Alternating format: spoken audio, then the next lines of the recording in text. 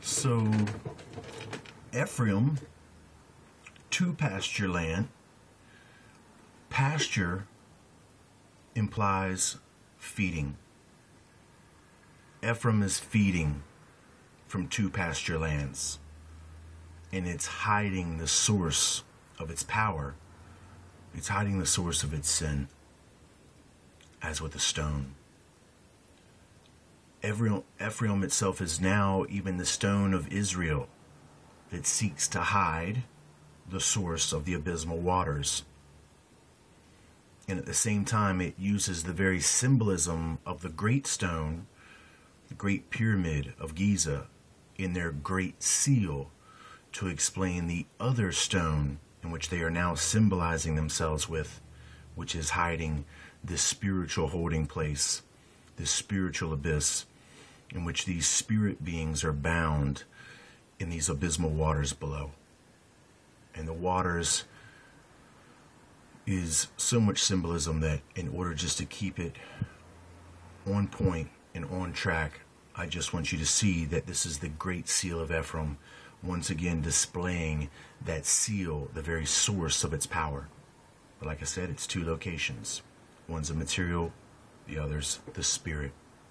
And these are the spirit beings that are bound, and even that one particular spirit being which they hope to bring forth and break forth into the material realm. There it is. You know, Egyptian, English Freemasonry, one of their very chief symbolisms, all right here, ties up perfect. Once again, there's your shape for the witch's hat, one of the sources for their power that you just saw in the beginning of the series, that they are hiding. They are hiding that source. Two pasture lands, those horses are feeding in two separate places. One is a material, the other is a spiritual for their source of their power. Now let's just simply run through with what we see here, basically on the witches and the wizard hat. You know, I mean, the symbolism is there to convey that they have this luminous rod, that they have risen the Kundalini serpent. That is the source for their magical power. And this shape here symbolizes further the great pyramid, which is hiding this great source for their power. The exact same symbolism. Now we saw in Deuteronomy 33 that they are now described as the horns of unicorns, in which this horn of a unicorn is what the symbolic pointy hat is hiding, the source of their illumination, which is now tied directly to the path of this coiling serpent, up this lightning rod, or the caduceus.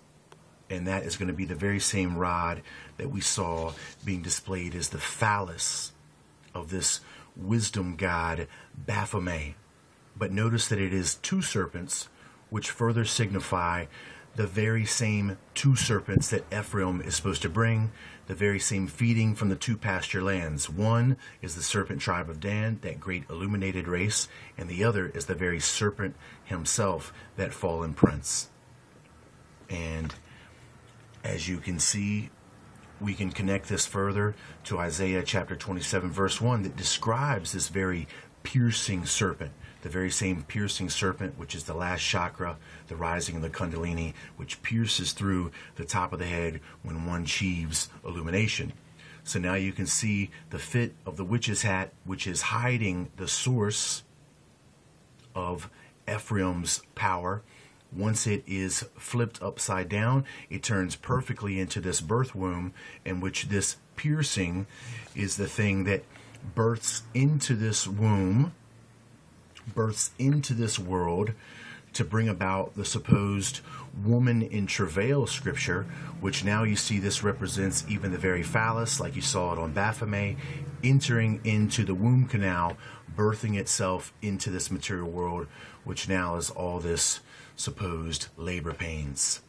And we can directly relate this back to Deuteronomy 33, the connections with the unicorns. Might as well put the witch's hat on him also.